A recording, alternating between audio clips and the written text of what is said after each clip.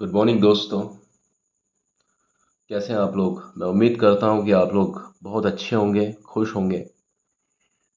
आज की इस वीडियो में मैं अपनी बात को विस्तार देते हुए नाउन के कुछ और यूसेजेस के बारे में बताता हूं, क्योंकि नाउन के यूसेजेस बहुत ज़्यादा हैं, क्योंकि नाउन्स दुनिया में सबसे ज़्यादा है।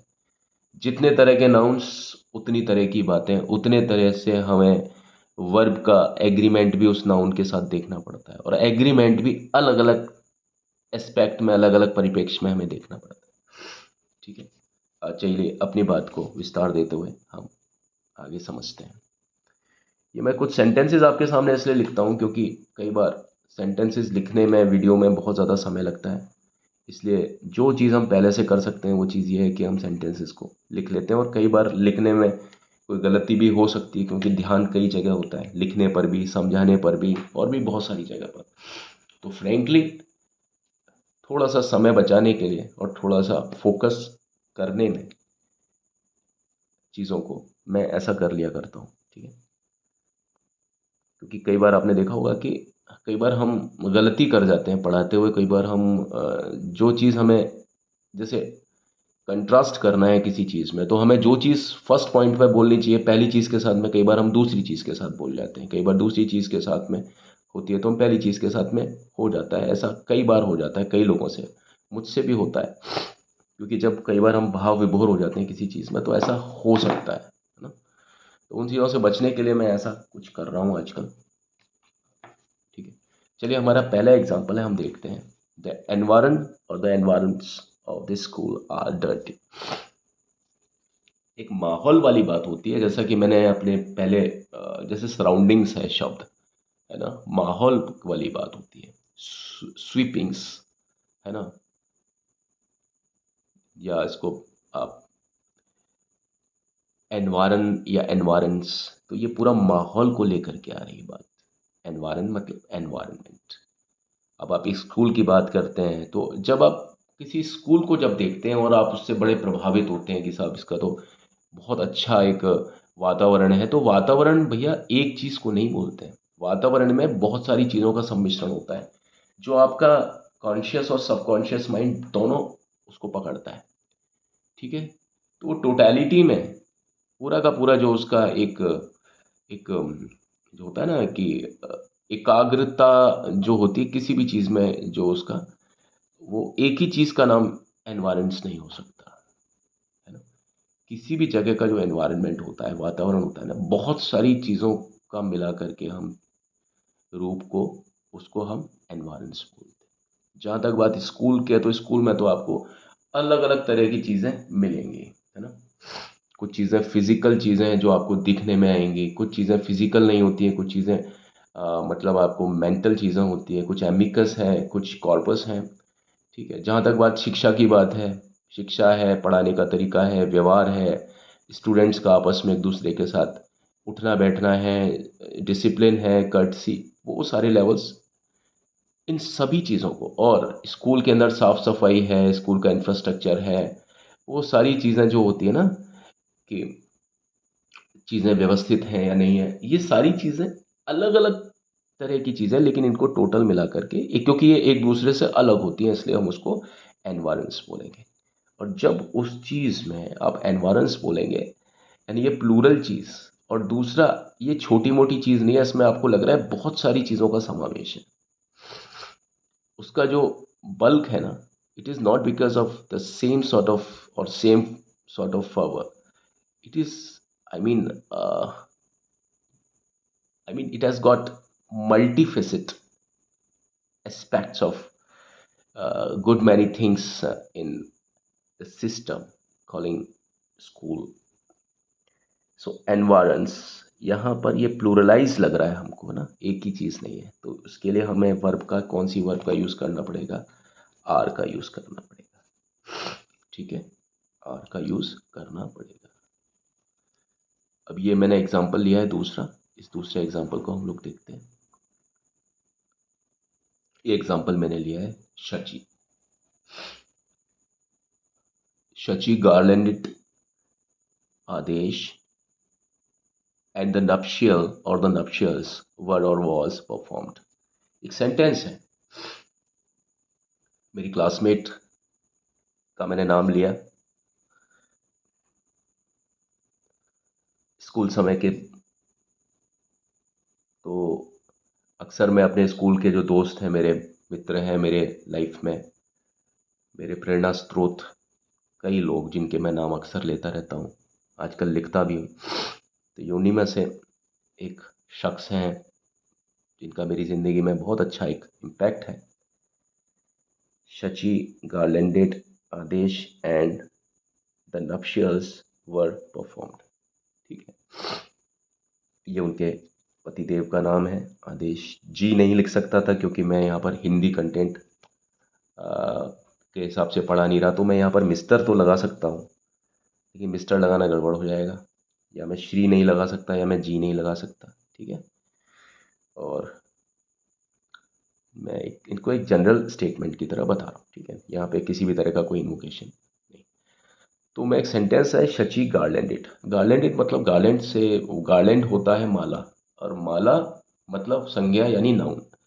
लेकिन कई नाउन, ज़्यादातर नाउन्स ऐसे होते हैं, कई मतलब क्या, ज़्यादातर 80% नाउन्स ऐसे होते हैं कि हम उनका वर्ब भी देखते हैं ना डिक्शनरी में, तो वर्ब भी मिल जाता है हूबहू उसी स्पेलिंग के साथ में। शची गार्लैंडेड आदेश, शची जी की शादी हो चुकी है, बहुत अच्छी बात है। और हम लोग हमेशा दुआएं करते हैं अपने दोस्तों के लिए। तो ये सेंटेंस भी उसी स्वरूप में है।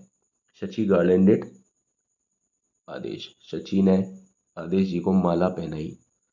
एंड द नप्शियल्स, और उसके बाद में शादी जो है, शादी का जो रस्में होती हैं वो पूरी हो गई। ठीक है, शादी मतलब वरमाला, ये गार्लैंड का मतलब यहाँ पर माला नहीं है, वरमाला। वरमाला एक रिवाज होता है हिंदू जाति में, हिंदू धर्म में, कि उसके साथ में फेरे और वरमाला एक साथ बोला जाता है। तो वरमाला का मतलब यही होता है, फेरे ले लिए और उसके बाद में शादी का जो प्रोग्राम है वो शादी संपन्न हो गई। दोनों के बीच में जो जो मतलब दाम्पत्य जो जीवन है उसकी शुरुआत उस समय से शुरू हो गई। तो अब देखिए, ये दो यहाँ पर बिल्कुल ठीक है, ये सिंगुलर आ रहा है, ये सिंगुलर है, दोनों मिलकर के गार्लैंडेड आदेश। यहाँ पर एक बात खत्म हो गई। अब देखिए, ये आएगा दी नप्शियल्स और द नप्शियल, नप्शियल और द नप्शियल्स वर परफॉर्म्ड। अब नप्शियल्स मतलब जो वेडिंग्स हैं, जो उसकी रीति रिवाज हैं, शादी की जो पाणी ग्रहण संस्कार होता है, उसको हम ये बोलते हैं। एल जरूर है, एल के बाद में एस जरूर आएगा, नप्शियल्स। ठीक है, कुछ वर्ड्स होते हैं जिनके साथ में एस आना ही होता है, एस बिना एस के कुछ नहीं होता। जैसे वेजिस हो गया, डैमेजेस हो गया, आर्म्स हो गया, इनिंग्स हो गया, सराउंडिंग्स हो गया, है ना, इनके बाद में तो एस आएगा ही आएगा। उसी तरीके से नप्शियल्स हो गया, कुछ लोग नप्शियल बोलते हैं लेकिन वो गलत है। नप्शियल्स 100% आएगा, क्योंकि नप्शियल कोई वर्ड नहीं है, नप्शियल्स होता है। कई शब्द होते हैं जिनमें एस भी आता है, अल्फ़ाबेट हो गया, अल्फ़ाबेट्स हो गया, लेकिन उनके मीनिंग बिल्कुल डिफरेंट होते हैं। अल्फ़ाबेट का प्लूरल कभी भी अल्फ़ाबेट्स नहीं हो सकता। ठीक है, अब देखिए नप्शियल्स के हिसाब से यहाँ पर आएगा वर, WERE, वर परफॉर्म्ड। ठीक है, अगर यहाँ पर टाई होता किसके बीच में, इज और आर के, तो मान लीजिए मैं यहाँ पर आर और इज भी लिख देता हूँ, ये प्रेजेंट टेंस में हो जाएगा। प्रेजेंट टेंस प्लूरल और प्रेजेंट टेंस सिंगुलर, ये पास्ट टेंस प्लूरल और ये पास्ट टेंस सिंगुलर। अब ये एस लिखा हुआ है यहाँ पे, नप्शियल्स। और आप सोच करके देखिए, जो नप्शियल्स है दो तरीके से, एक तो यहाँ पर प्लूरल वाला फील हो रहा है। प्लूरल क्यों फील हो रहा है, सिर्फ शब्द से नहीं, इस पूरे के पूरे आप वर्ड का कितना गहन मतलब है। जैसे कि इस शब्द का कितना गहन मतलब था। एक ही चीज को एनवायरमेंट्स नहीं बोल सकते, काफी सारी चीजों का समावेश होता है एनवायरमेंट्स, वातावरण। उसी तरीके से जब आप शादी देखते हैं या जब आप शादी करते हैं तो उसमें बहुत सारी चीजें होती हैं, बहुत सारी चीजें।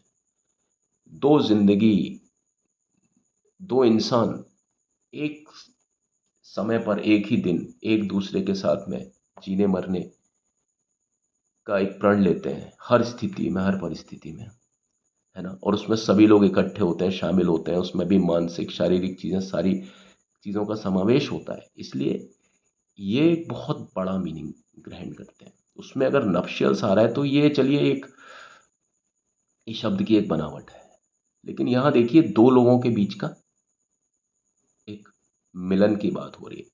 दो लोगों के बीच मिलन है और यहाँ पर नप्शियल्स भी आ रहा है और ये बहुत एक गहरा मीनिंग गेन कर रहा है। तो उस संदर्भ में इसमें यहाँ पर आएगा वर और यहाँ पर आएगा आर। बस आपको ये याद रखना है, नप्शियल जो शब्द है वो एस के बिना नहीं आता, नप्शियल्स होगा। और नप्शियल्स में दो लोगों के बीच का संबंध होता है। कोई नप्शियल्स शादी जो होती है वो कभी एक जना नहीं कर सकता, ये भी आप समझें। तो ये वर, ये नप्शियल्स से भी वर आएगा और शची एंड आदेश के बीच में हुआ है तो उसके हिसाब से भी वर आएगा।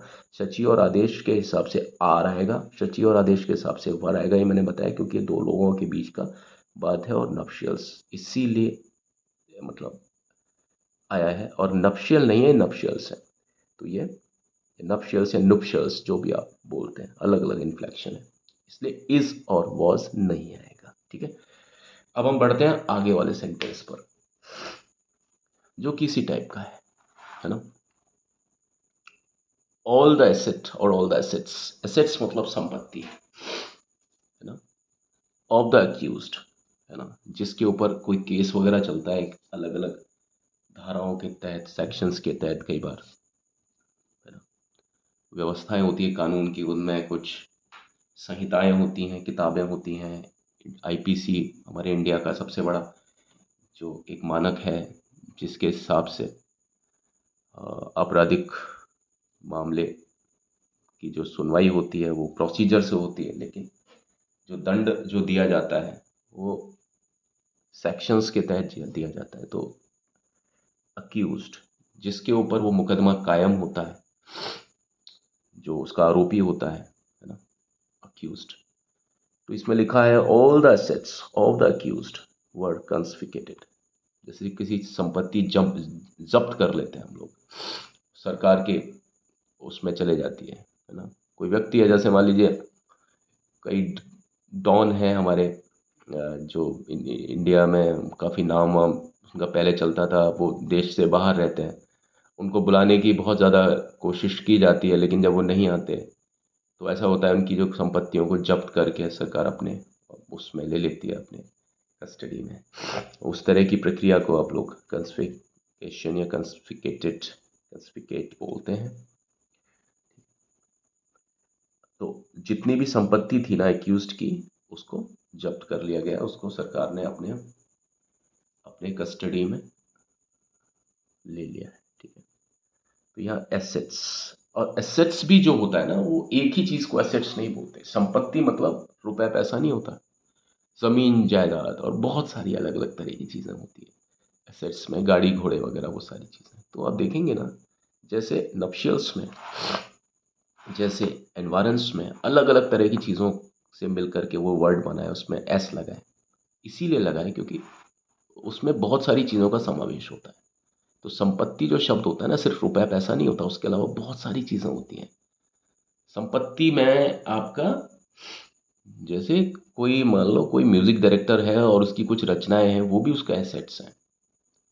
कोई व्यक्ति है जिसके पास में उसकी स्किल्स हैं, उससे जुड़े हुए उसके पास में उसके रिकॉर्ड्स हैं, उसके पास में पॉन्टिफिकेट्स है, सर्टिफिकेट्स हैं, वो सारी चीज़ें भी उसका एसेट्स हैं।